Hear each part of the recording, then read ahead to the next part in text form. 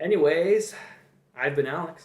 I've been Josiah. And you've been listening to the Hipocritics podcast. We didn't say that in the beginning. Oh, no. Oh, no. You might have not known what you were listening to the whole time. Oh, don't look at the description or anything.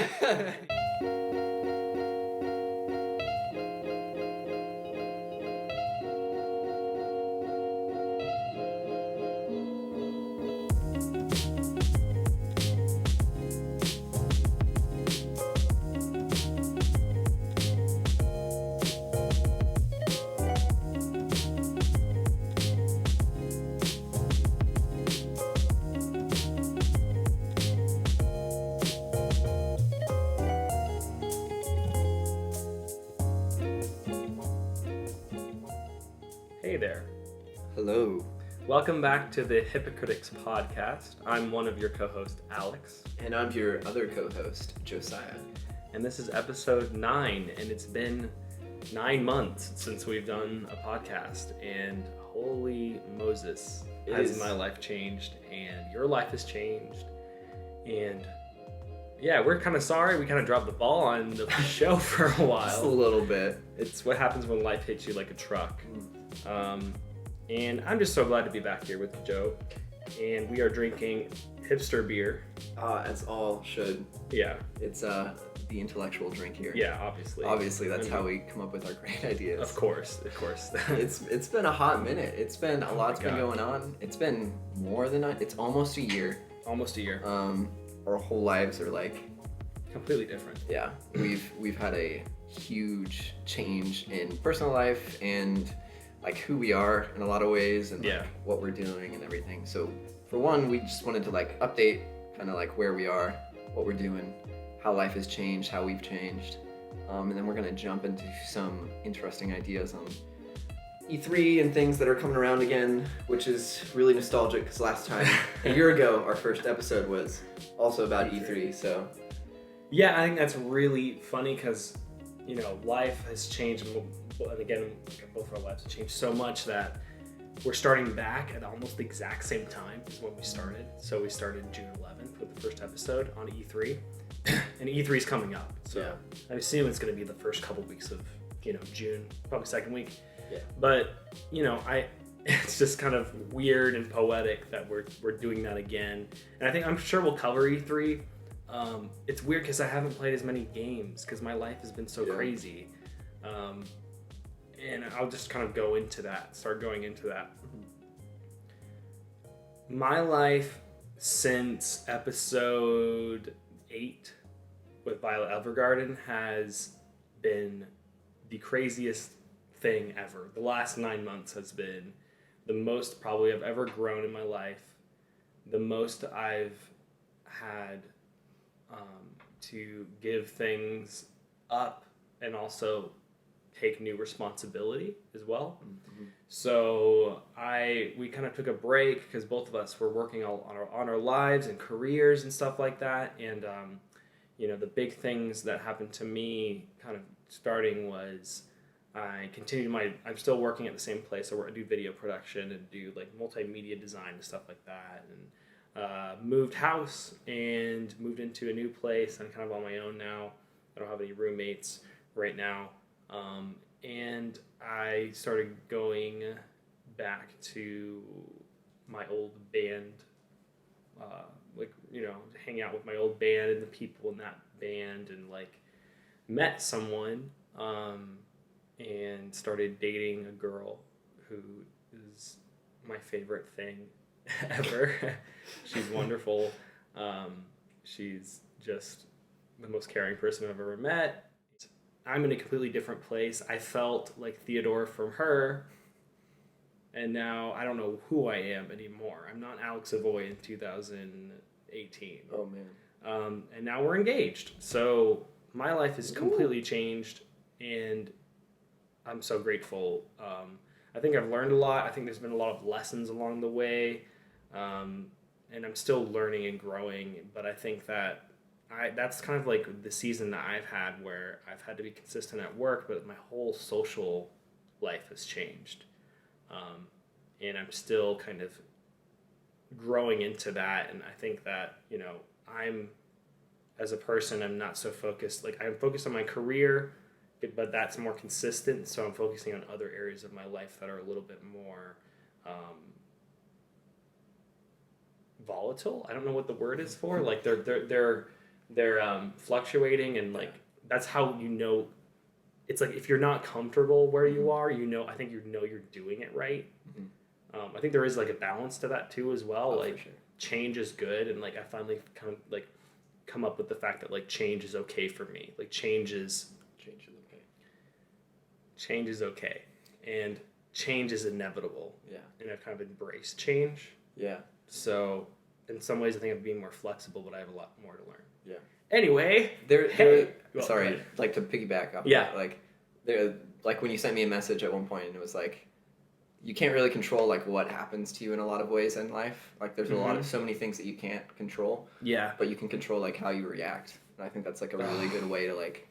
That's my motto. Respond. It's that's such a good thing to like take into account in all aspects. Thank you for remembering that. Like that's good. It makes me feel like I actually have a motto or like an idea that like is worth it holds its water. You know what I mean? Something what about substantial. You? Man, oh geez. So a lot less, I guess, professionally or career-wise has happened in my life. I'm still in school, so honestly, that was kind of surprise. If you asked me a year ago, I don't even know if I would still be in school. There was a very close scare of me dropping out, and honestly, like, I don't want to get it too personal, so I'm going to try to, because I have for sure. I have a habit of oversharing. What's your major? Chemistry. Okay. I think it's interesting to know. Oh, yeah. And that's the main reason why I almost dropped out of Orgo 2, Organic Chemistry 2. But it turned out I got to be in the class, and I passed it. So, and that was one of the hardest classes in, like, the major. So after that, it's kind of like it's still hard and difficult, but that's, like, one of the major, like, weed out classes. Yeah. And you passed it. Yeah. Congratulations. So I didn't get weeded out. Thank you. That's a huge accomplishment to me, at least. And at the same time, a lot of the reason that was so hard is not only because the class was hard, but I was going through a lot of like personal stuff. I got a part-time job working at Starbucks, which is very nice. So proud of you. Thank you. And it consumes so much of my time, and I really enjoy it. But it's also like a huge stretch for me. Yeah. Because I'm such a introvert.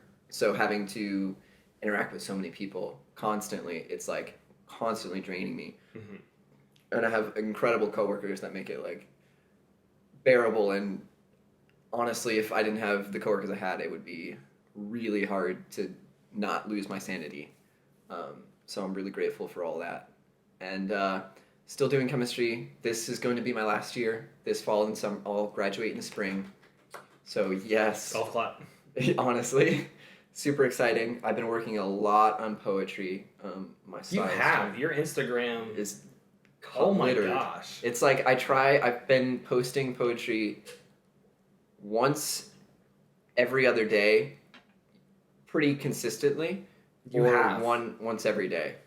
Sometimes it's once every day. Sometimes it's once every other day. So my Instagram went from being like, oh, there's a couple poetry posts, and then like pictures of me like months and years apart, to literally just illustrations and poems from like, and that's part of like one of my goals is to write 100 poems with illustrations and then submit them to an editor, and look into getting published as a poet.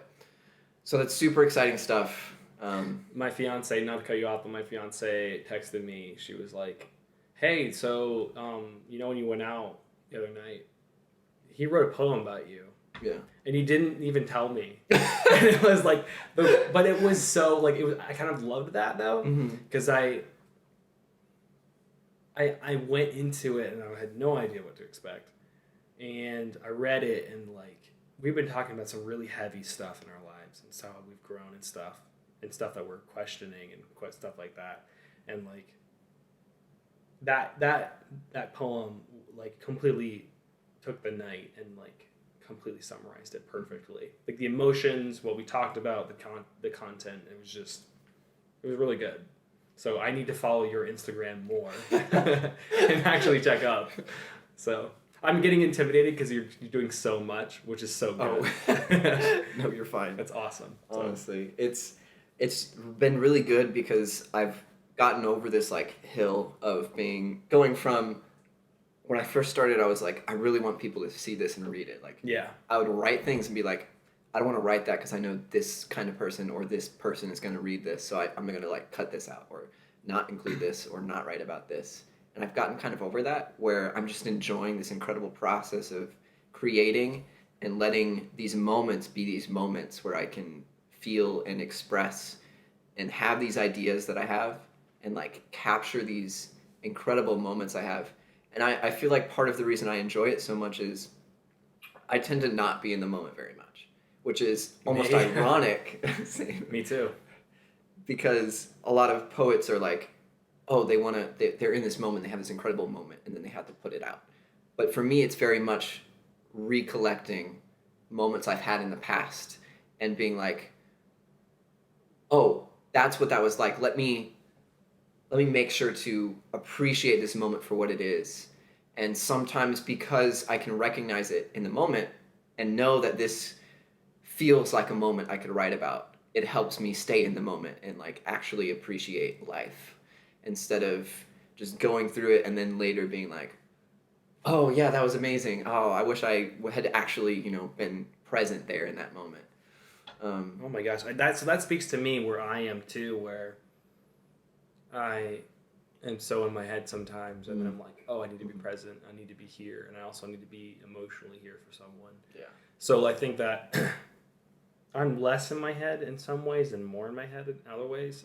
Mm-hmm. Same. And I think that, musically, because I mean, I have, I play violin and stuff like that, that I am finding that nostalgia, the way I remember things are like completely polarized, like happy polarized.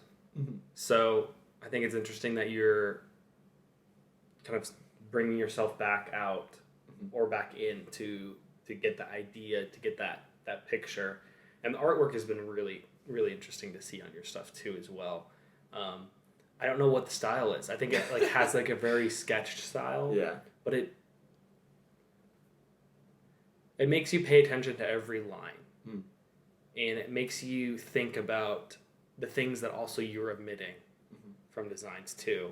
So like I think that's been really interesting because I never like thought of you like as a designer or like an artist, as in like a physical drawing artist. Which so yeah, like the picture that you made for this poem has a cigar on it, and like I was like that just like you like drew this door, like like where we were sitting and like the bench, and it was just like it was interesting to see how your art and like the frequency of all these poems has seems like you're just like on a roll. Yeah.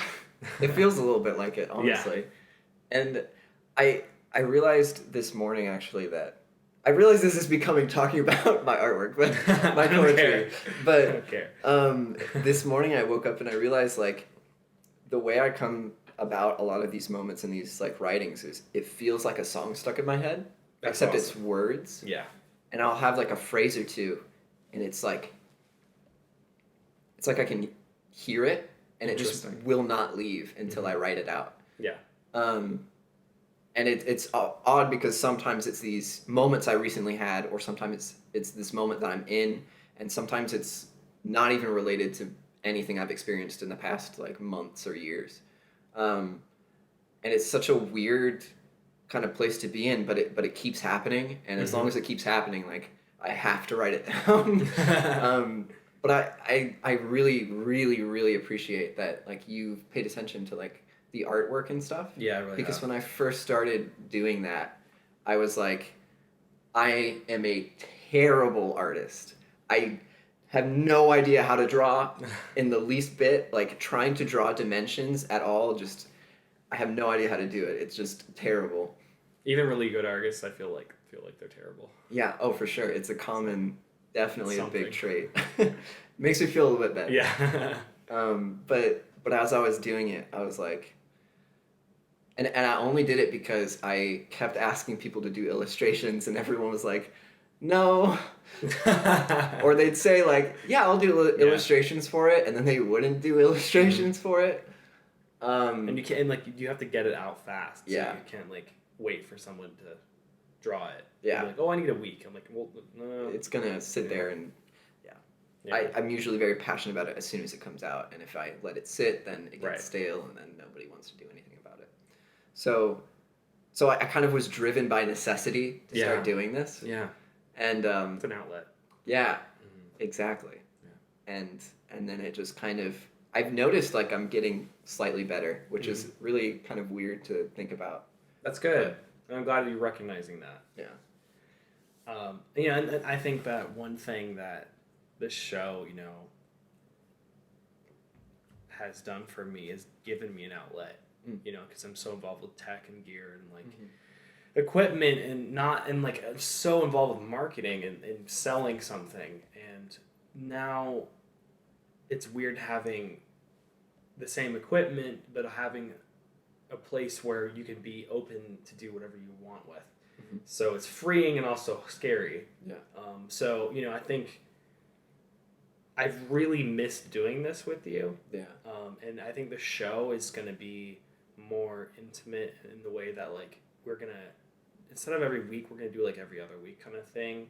But we're still deciding on, like, what that looks like. So I think the shows are done when they're done. And I think that, I really want to get more into artistically growing. Yeah. I think that I've been touched by, like, a lot of media lately.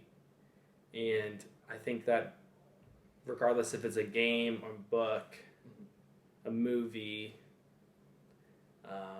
I'm just gonna go through some stuff that like has recently affected me. First of all was the Joker trailer. Oh yeah. So I'm super stoked for that. And that's kind of a future thing. I haven't done a lot with media, so like previously to this, so like I haven't been watching as much film. Yeah. But I have to. I watched The Truman Show. Oh, really? Oh, my God. That movie is absolutely mental. That movie, have you seen that movie? I've seen parts of it. I haven't seen the full thing. Okay, so I'm trying to see if I can not spoil it. You can go ahead and spoil it. Like, it's pretty old. Yeah, it's pretty. I know the plot. If you haven't, okay, just skip this bit. Just wait for us to stop talking about The Truman Show. Yeah. But I watched it with my girlfriend. And she kind of clued me in because there's a lot going on where basically this character, it's Jim Carrey, which is more of like a tragic, serious role, but also it's a comedy. It's such a weird juxtaposition of several things. Yeah. He doesn't realize it, but this character is living inside of a film set, and there's like 300, 400 extras, and he thinks he's actually living, and he thinks it's reality. And so basically everything he does is part of a film set. And they're like, oh, turn the water on. He's going outside. We're going to make it rain. So they like hit a button. And there's like this director who's basically God, like in this world. He's like, okay. And then basically this show is 24-hour live streamed across the world all the time. So it's tragic because it's like everything he does is like captured in the moment and it's aired. So he has no idea, but he has like no privacy. Yeah. And it's kind of weird with like social media, and it like has all these interesting ties to technology now. But the show, he has all these traumatic events where he like loses his dad, and he's in this crazy like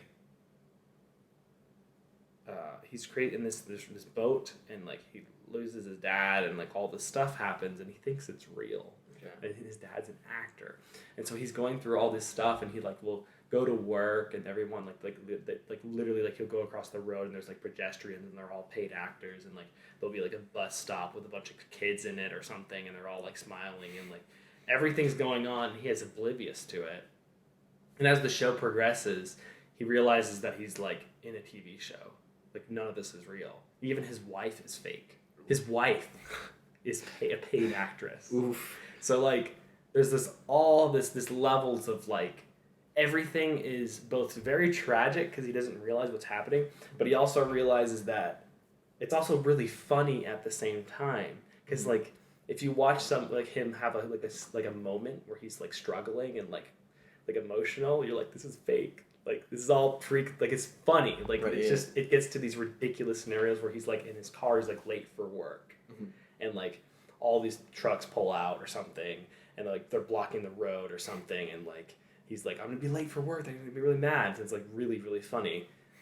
So, and the whole thing is orchestrated. So the show keeps progressing, and it gets kind of more and more tragic, but more and more funny, and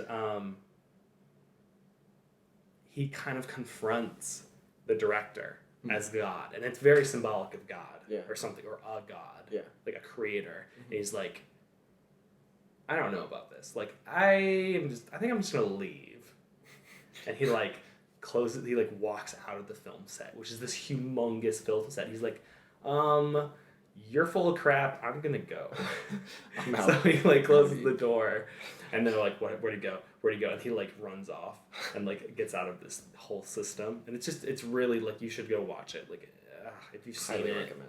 If you're listening to this, like, go back and watch it again, because I hope you haven't just like heard our little bit. Like you should watch it for yourself and like get inspired by it. So that was like something that I was shown that was really really impactful for me.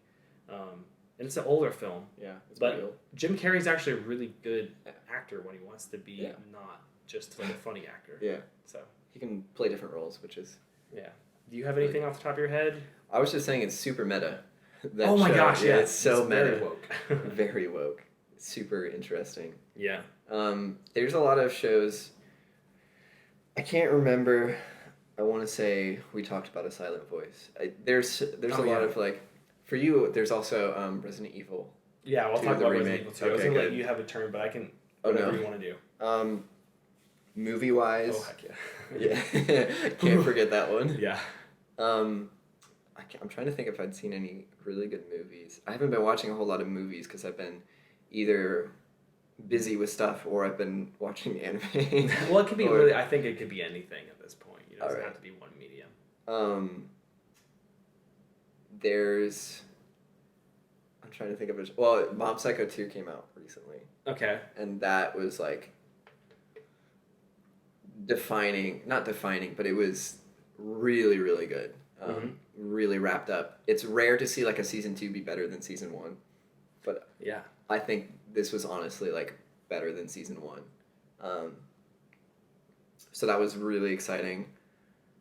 I'm trying to think of other shows. JoJo's. I finally got up on JoJo's. Yeah, and mostly anime. I got into Final Fantasy 14 recently. Okay.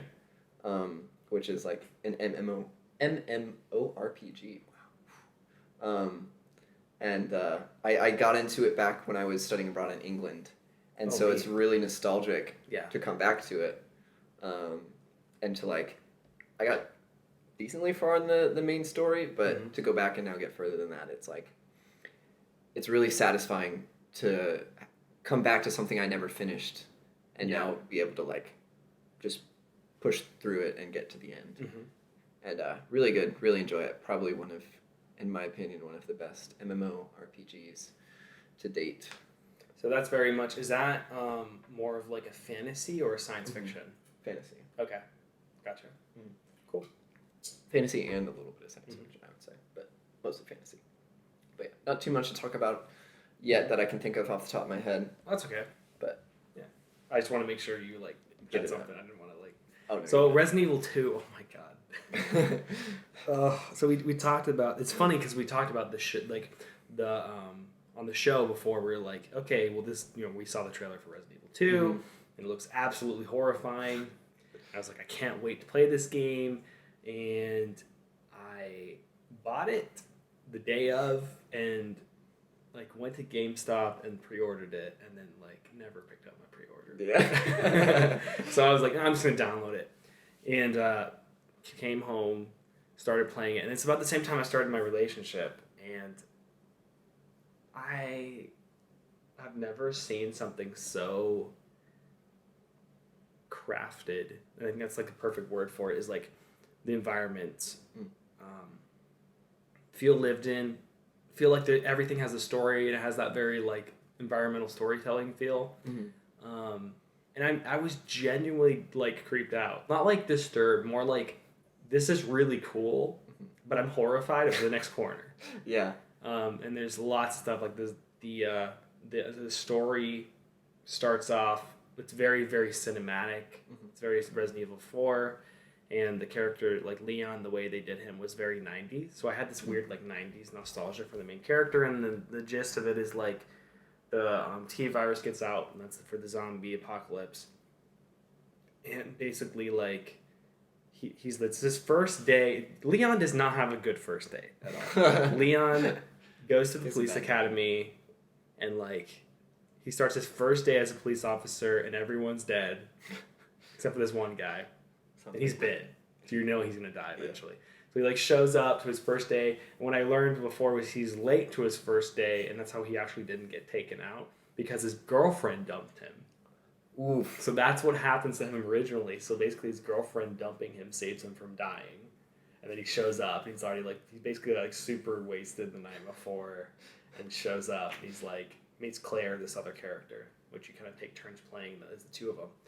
And they show up, and like basically this police station is an old retired, I don't know, it's kind of crazy, but it's a retired like art museum. Oh, that's right. So it's like super beautiful, and like, but it's like creepy old art from, you know, like the Renaissance or something like that. So everything has like secret compartments, and there's puzzles and lots of horrifying moments. Like there's just stuff that like pops out at you, but it's also like the design is like, it's not like a hack and slash. It's just like a good scary thrill ride, and you're like kind of going through these scenarios, and you're like basically you go back through the same places, but those places are so like do some backtracking. But it's so interesting and well made and beautiful, and you see the environmental storytelling that you want to go back. Yeah. And then you go down, and there's some stuff that like, this is one enemy.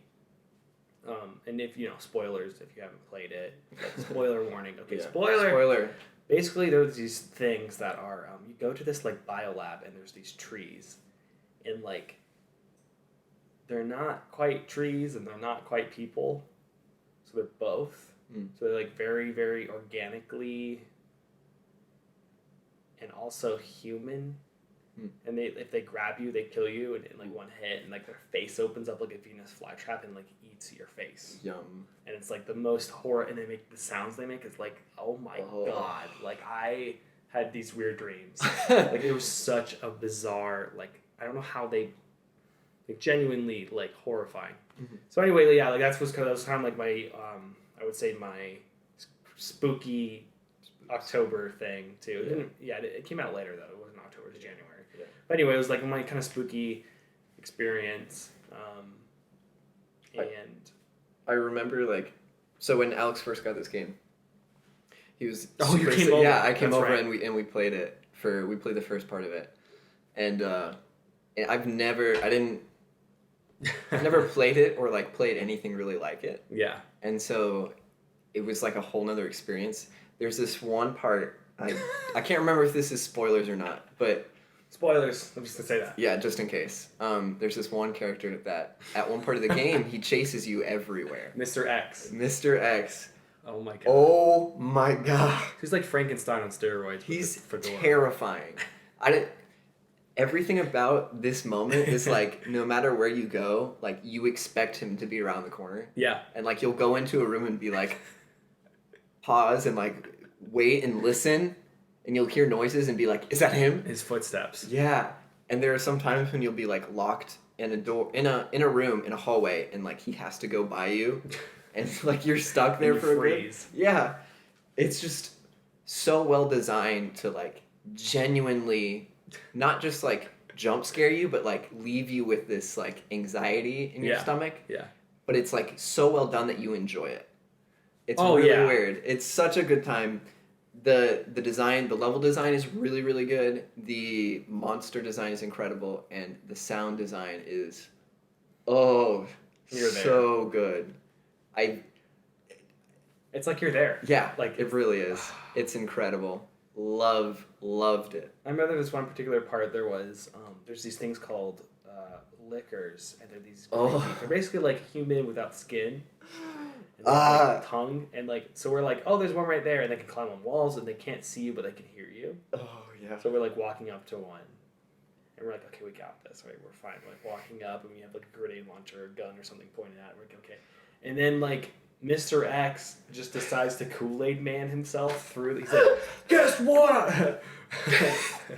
And he busts through this door, and he's like, I'm here, and like so the liquor freaks out, and then like we got jumped, and like we both screamed so loud that my neighbors were probably thinking crazy. Yeah, it was terrifying. Yeah, it's most games when I'm like scared, I don't scream. Yeah. But this game, like I genuinely like could not control myself and had to scream.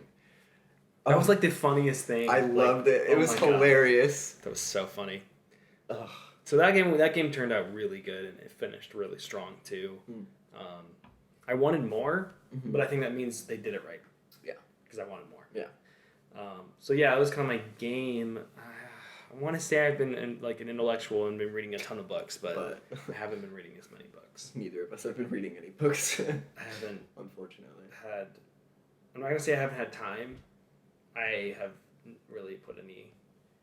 There hasn't been the desire to burn through something. I mean, to be fair, we haven't really had any like good like books that were like, oh, this is super interesting. I really want to burn through it. Yeah. And I know there's tons of them, but like I haven't. Somebody's probably like, oh, you should read this book. Well, we know, okay, we can't read every book. Yeah. So yeah, like I think, is there anything that going forward? We mentioned Joker trailer before, but is there anything going forward? E3 stuff. Death Stranding. Oh my god. Oh, Sekiro. I got Sekiro. Oh, okay. Tell me about Sekiro. Yeah, Sekiro. Super good. I'm sure if you're interested in that kind of thing at all, like you've at least heard or seen some of it. Super, super good. It's really different. Can you tell me the elevator pitch for people who have no idea what you're talking about? Okay, so Sekiro is this game by the same people that do. They're called From Software. They did Dark Souls, and so it's like this. It's not a Dark Souls game, and it is no way like. I mean, it's some ways like a Dark Souls game, but don't go in expecting Dark Souls. It's like fantasy, gothic, more historical. Okay, so historical fantasy, I would say. And it's essentially about the samurai in the Edo period, I want to say. I'm not 100% sure on the history. But he's essentially hired to guard this prince. And shenanigans go down, and people are after the prince for the prince's blood, which is supposedly has these magical properties. And I don't think this is a spoiler, but you get killed.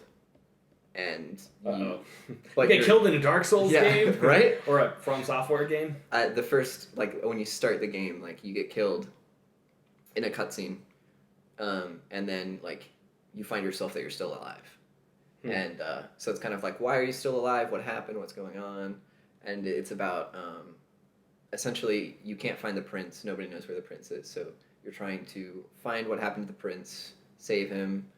All that good jazz. But it's set in this very historical kind of setting in Japan. I don't know if it's the Edo period, but I want to say it is. Probably is, because it's the usually popular one that they pick. And you're the samurai, very historical, the nature is very historical. It's very mountainous for the most part. And a lot of the structures are very Japanese, and one of my favorite parts is the audio is in Japanese. Oh, all the voices are Japanese. There's subtitles for everything. There's no English dub. I can't remember if there's an option to turn English dub on. I wouldn't want one though. Yeah, it's so much better without it because it feels so historical and genuine. And I think they did a really good job at making the characters feel very, not fantasy, but very real, I guess. Is there folklore in it too? Yes, for sure. And there's an aspect of it that's there's a spiritual aspect to it that they add, some even historical religious aspects to it with Buddhism, and some Buddha statues and reincarnation and things like that, and some other mythical kind of aspects to it that are really, really interesting. it's just such a fascinating game, and the gameplay is very, very hard. It's not quite... So in Dark Souls, it's all about, like, you can block and dodge roll, and those are, like, the number one things that you do. Shield. Yeah. And everything else is, like, you just kind of... I don't know how to describe it. Like, button mash in some ways. Mm-hmm. But in this, you cannot do that. If you try to attack too much, you're dead. If you try to not attack, you're dead. Like, it's extremely strategic. It's all about timing and, like, predicting movements and placing yourself in being agile and being strategic about, like, where you are. Was it, like, aggressive, more like Bloodborne was aggressive? Yeah, I would say so. A little bit more aggressive. There's a mechanic in Dark Souls and in this game, there's a mechanic where you counter. In Dark Souls, it's like it has to be spot on, perfect timing, otherwise you can't counter. And this one is a little bit looser, but it's much more of an important aspect to it. There's an enemy towards the beginning that uses a spear, and if you cannot time the block right, like, you just will not kill him. Wow. And extremely difficult. The timing is a little bit easier, but it still relies a lot on, like, countering blocks. There's two aspects of damaging an opponent. There's their stance and their health. And so you can kill someone by damaging their health until they just run out. And that's usually, like, if you get them in between blocks, or you can even hit them while they're blocked and they'll take some damage. Or you can counter and then hit them and make them lose stance, and when they lose enough stance, you can do a deadly strike, which essentially instantly kills them. Wow. But for bosses and big enemies, they usually take several like killing strikes. Mm-hmm. So really, really interesting, very different. You can jump, which is very different from a Souls game. You can jump? I know. No way. You have like 5 games. It's not Zelda over here, Link. But it's like you also have like a hook shot kind of, but one of the cool mechanics is you don't have one of your arms, and not having an arm is a mechanic. Yes. Well, you get your arm cut off, and then you get a fake mechanical arm. Oh, cool. And it's a shinobi arm, which is like a ninja arm. Ninja arm. Ninja. Very Japanese. And you can add like weapons and utilities and tools to it that you can use to like. So what's the one that you use the most? Hook shot, probably. The which is like the one that like lets you grapple to things. The grappling hook. Yeah. Which is completely different from Software, where like you have to walk everywhere. Yeah. And it's super slow and like tanky and stuff. Where this is like, I'm just gonna go jump on this ledge that's like 300 feet up. Bye. Yeah. So that's interesting. It kind of makes it so. Does that make it the game easier? Having that a bit like transversal kind of thing? I honestly don't really think so. And I think the reason why it makes it harder is because the terrain is different, and it makes the enemies able to get to areas more easily because you know the player can do that. Like, you want to make the enemies able to get to them faster. Oh, I see what you mean. So it makes it probably harder. Yeah, yeah. So if it was like straightforward, then like you walk through a hallway, or you walk into an area and you have to go past these guys to get to these guys. Whereas in this one, it's like, because you could jump across and go all the way to the back, like if you walk in, all of the enemies are going to come to you. Wow. So that's frustrating. Yeah. But it's interesting. It's really good because then it kind of forces you to use the mechanic as well. Yeah. Like to take advantage of it. There's also a big stealth aspect to it. And if you want to, you can be more stealthy or you can be less stealthy. And I think in some areas it's like essential to be stealthy, which I know some people are not a fan of. But it in some way, as much as it is a faster game, it also feels slower because you have to like take your time with enemies. That's interesting. So cool. Yeah. Yeah. So that's kind of like, I guess, games and media that we've been playing, and it's been weird because I haven't played a lot, and I've been playing a little bit of Life is Strange too, but I'm not caught up, so I don't want to talk about it at all. Not until it's done. You gotta fully experience ripping my heart out. Spoilers, it will wreck you. Okay, so new stuff. Joker. Oh, yes. That trailer. So the Joker trailer with Joaquin Phoenix, which is probably one of my favorite actors. Nice. Not actors. He's in Her, and we've already reviewed Her. Yeah. So we should definitely review Joker. For sure. And reviewing is kind of a loose term for just talking about it, because we're not actually it's Joaquin Phoenix. He knows what he's doing. Yeah. Okay. So and it's interesting in the local area. He showed up. Yeah.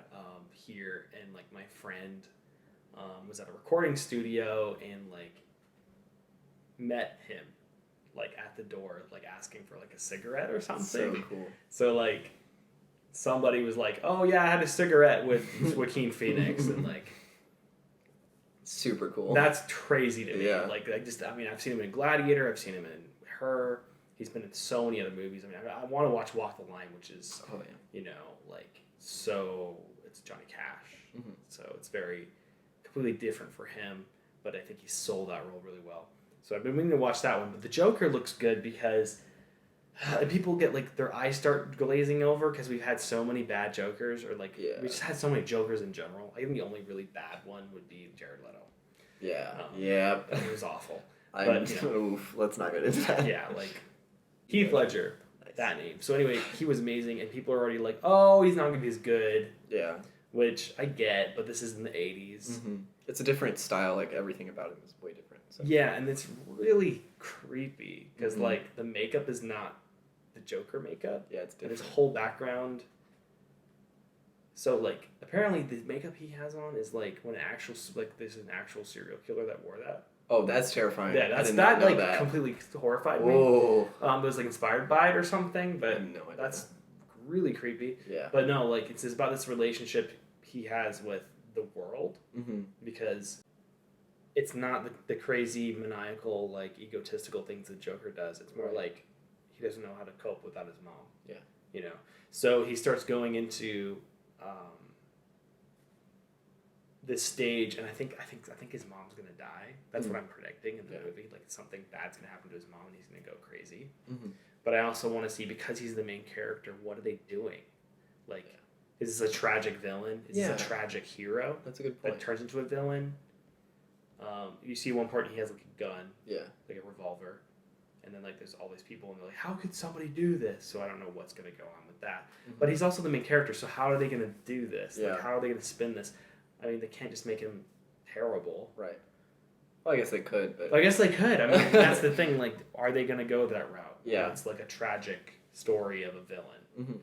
Which I don't know what I want from it. Yeah, me either. And I think that's a good place to be, honestly. I'd rather not, want anything out of it and then go in and be oh, that's...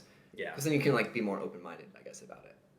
But, yeah, I'm really interested to see what direction they want to take it, because they could essentially make it a solo, I guess, just about the Joker, at the end he dies, or at the end, something happens in his life. I hope it's a one and there's movie. some conclusion. Yeah. And it's just good. There's just some conclusion to it. Or even, it leaves off at him, becoming... The end is, him being the actual Joker. They could do that, or they could also be, him starting to become the Joker, and then it introduces another character, or Batman, and that's I know the Waynes are going segue. to be the Wayne family's in it. Okay, that's all I know. Okay, I have no idea. I think they're going to be the villains. Really? Yeah, I think they're going to flip it. That could be interesting. Because I know that Batman's parents are not actually great people. Yeah, I do know. There's some talk of things like that. So, could be really interesting. They could lead it into a segue into another film. So I don't know. I really look forward to it, though, because it looks super good. You just take my money. Yeah, honestly. I'm definitely going to see it when it comes out. Is there anything... I have another one, but I didn't know if there's something that I have another thing coming excited up. For. Death Stranding. Okay, let's talk about Death Stranding. Okay, cool. Do you want to start that? What is there to say about it except... Oh my god. Wow. What is happening? Literal flip. I like... Alex and I were watching the trailer, the newest reveal trailer for it. 8 minutes, by the way. It's 8 minutes long, and we were to tell you counting how many times Kojima was mentioned. His name was in it. Kojima. Narrated, edited. Kojima. Kojima video. It's fine, but it's just funny to me. Not narrative, but like produced. But just funny to see how much of his name's on it, which is, partially advertising kind of thing, but also like narcissism a little bit maybe. So we'll see. I know I read a little letter that he wrote either during or after or before the trailer. I can't remember when, and it's like in it he said it was pretty much describing, he wanted the game to be kind of describing the importance of connections, and it's about a world where people chose to not be connected, and they didn't want, like, they wanted to be more lonely than connected to people, which I think is a really interesting concept, and it's all about the importance of those connections and how we need them. Yeah, as an extrovert, that sounds horrifying. As an introvert, I can understand. So really, really interesting stuff that I think if he does it really well, it could be really powerful. I watched 8 minutes of something. Yeah, like fair. This is okay. So we've like talked about the trailers before. Mm-hmm. I know we did one with there's like this creature and it walks up on this lady and it's invisible. I am just as confused. This is like the third time I've watched a trailer. And I don't know how many. I think a few times we've talked about this. Mm-hmm. I still have no idea what this is. I get an idea of what because like the consciousness and the connection between like dimensions or time or something. Yeah. But at the end, it's just like a bunch of people just talking and saying things that sound like super important to the narrative and the story, and you're like supposed to get it. Like, but literally everything they said was like gobbledygook. Yeah. It's just like, what? It's like, are you saying? Yeah. It's like, it should be really important, and that it probably will be in the game, like when you understand the context. But out of context, you're like, I have no idea what they just said. Like, it doesn't actually make physical, like, real sense.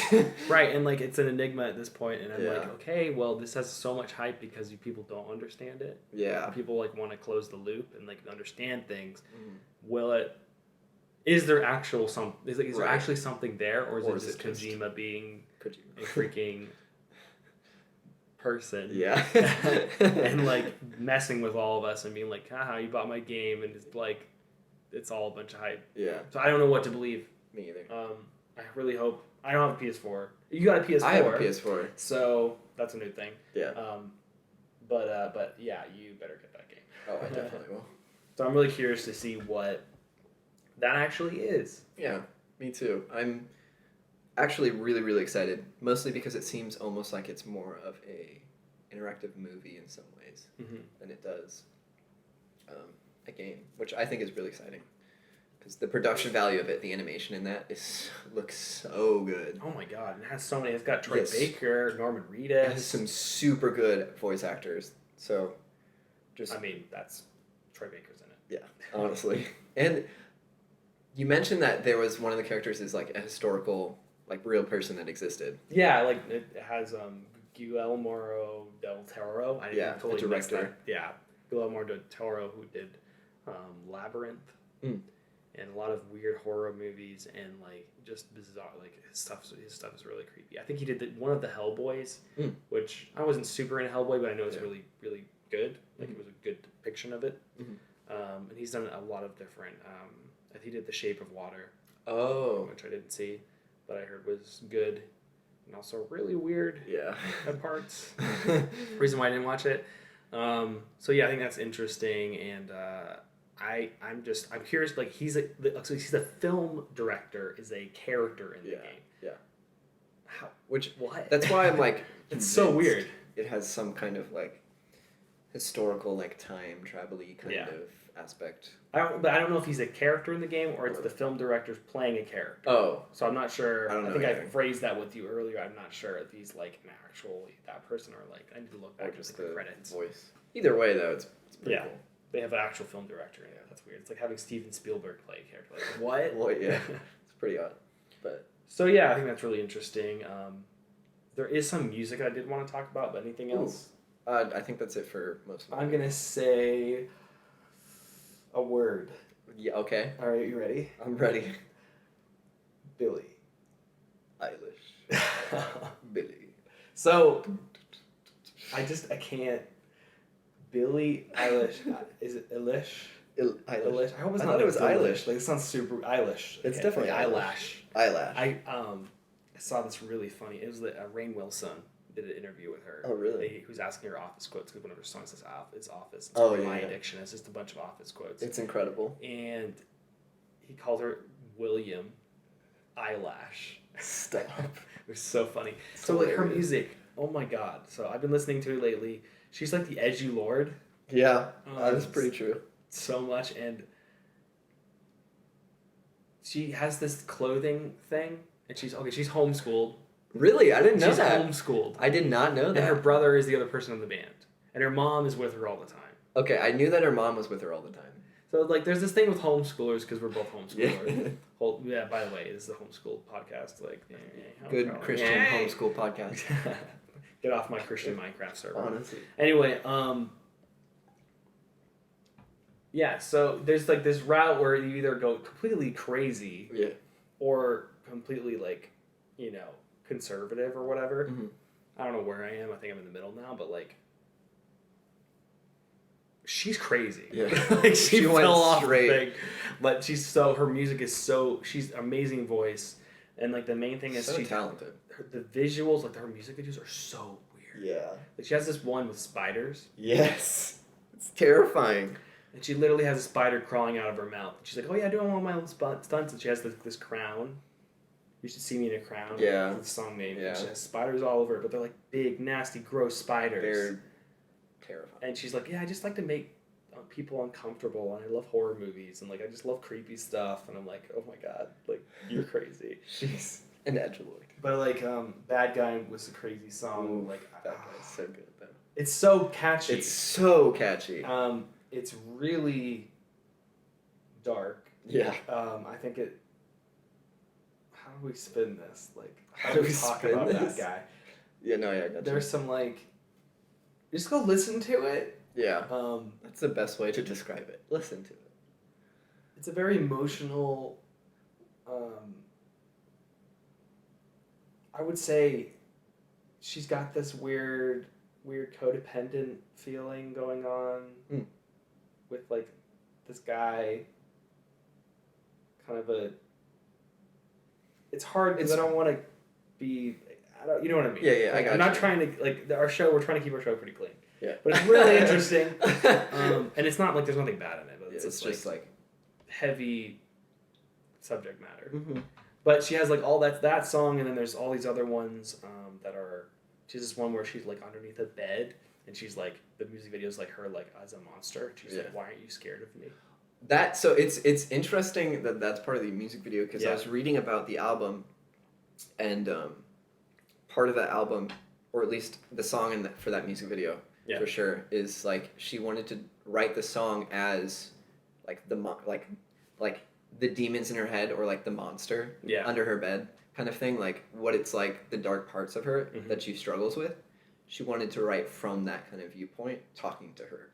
That's so weird. So I love it. I understand that like now that she was under the bed because like the lyrics are from the monster she. And there's just this guy like I think it was Khalid. I don't know. It's like he just says Billy in the beginning. He's like Billy, and then he starts with her underneath. And he kind of shows up later on. Bury a friend is what that one's called. Bury your friend, yeah. Bury a friend.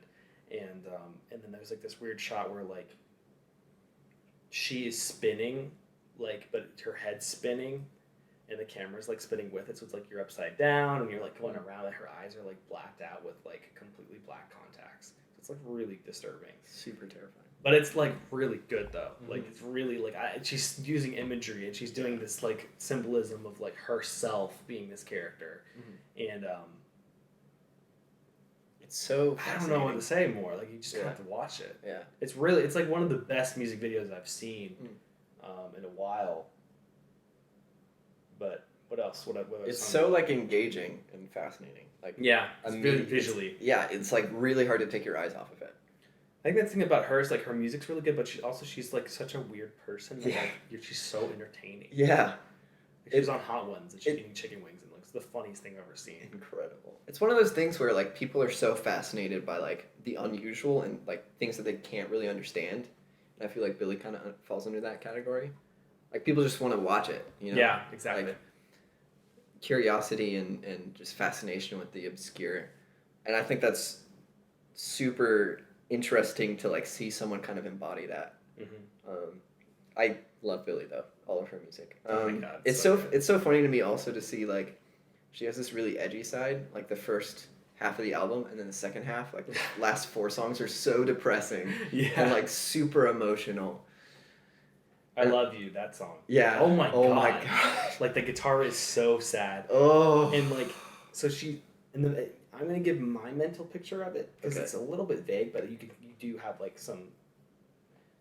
I know what it's about. It's like I know what it's about, but I want it to be happy. Yeah. So I'm kind of spinning it in my head. So she's with someone. The guy says, "I love you," and she's like, "I'm not ready for this." But she does love him. But she's like, "Why did you have to say it? Yeah. I'm not ready yet." Like, and she has to get on a plane and fly back. Yeah. So she is with this guy, and they're in love, but she knows she has to leave. Which sounds like a very like realistic for someone that tours. Yeah. Sounds like a very realistic scenario where like somebody says something and she's like, basically it's like I love you, but I don't want to. It's kind of the opening. For sure. So what did you? That's very similar to what I was kind of getting. It's like very much like it's interesting thinking about relationships are really complicated.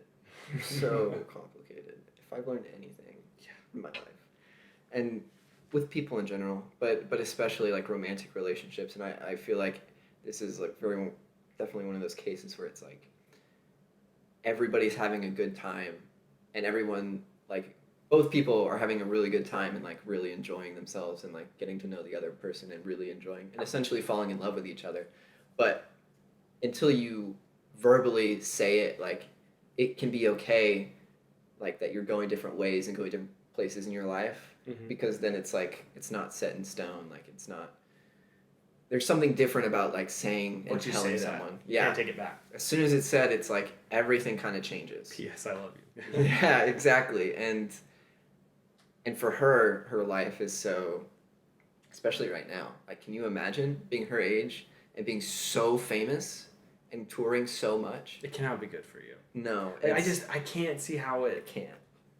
It's like when you have like these famous athletes. You know, they're so young. Some of them are so young. Like child actors too. Yeah, like your brain is still forming ideas of what is normal and like what is like what reality is as a child. So if you have that as a child, you're like, oh no, this is reality. Like I'm a millionaire and like people worship me when I go to concerts, and there's nothing wrong with that. That's cool. Like props to them. They're really successful. But if you're like 16 or 17, and that's where you start. Yeah. It's like, what is that doing to your brain? Yeah. It's a really weird place to be. And emotionally, too. Yeah. Like, it's such I feel like, emotionally unstable kind of place. Position. Like, you have to have people to help you along the way. And I feel like in this song, it's like, as soon as he said that, it's like, but this, like, we both know this isn't something that can work out because of, like, life. The logistical, yeah. And like leaving on a plane in 13 hours and probably not coming back for another year kind of thing because she's touring all around the world kind of thing. Yeah. You know, it's it's really like that was like we just got all that out of like a 3-minute song. Yeah. So, you know, it's I cried. That's the only I cried. I listened to that song and cried. I mean, I never cried in a song before in my life. Wow. I cried in that song. I was like, multiple times. I've played to cry now. Just cry. More emotional, man. Things have really changed. That's really crazy. Like, to me. I cried. It wasn't like I cried once. It was like 3 different times I heard it. I cried. I don't know what's going on. Everything's changing. I'm going on a plane in 13 hours. Yeah. Anyway, so. But yeah, it's powerful. It's I mean, really her music's really good. Honestly, the last like 4 songs on that album are some of my favorite, even though they're the saddest. So yeah, anyway, there's a whole bunch of media and honestly stuff. But anyway, that's just one artist. We could go through. I listen to music profusely, so there's a million artists. I realized recently there's a really good music scene in Gainesville, like indie music. Yeah. Really popular like jam and alternative bands that I'm starting to kind of get into a little bit. And the Oh Hellos were here too. They're amazing. That was really cool. That's cool though. Yeah. Tessa Violet's coming into town. What? She's performing. When? In August. That's awesome. At UF? No, at High Dive? High Dive, yeah. Okay. So super exciting. It's weird seeing our hometown. I don't know if that's great. We should totally go to that. Yeah, that's amazing. I got tickets already. But I can't remember if we ever said where our hometown was or if we wanted to say that. I don't think anyone knows. Well, but now we just said. We can always cut it out, but yeah. Anyways, our hometown music scene is surprisingly good. It does make it feel a lot more like Portland. It's Gaineslandia. It's Gaineslandia. The Portland of the South. That's where we live.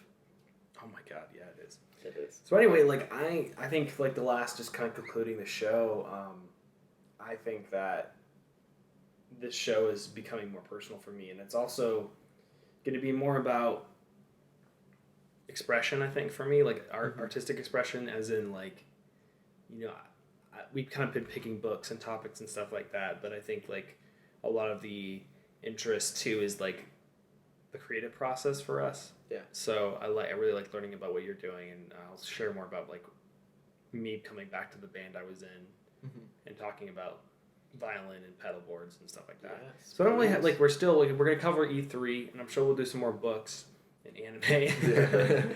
And I just think that like the show's gonna be a little bit more organic, and I'm just so glad to be back doing this with you. Yeah, it's gonna be a great time. Me too.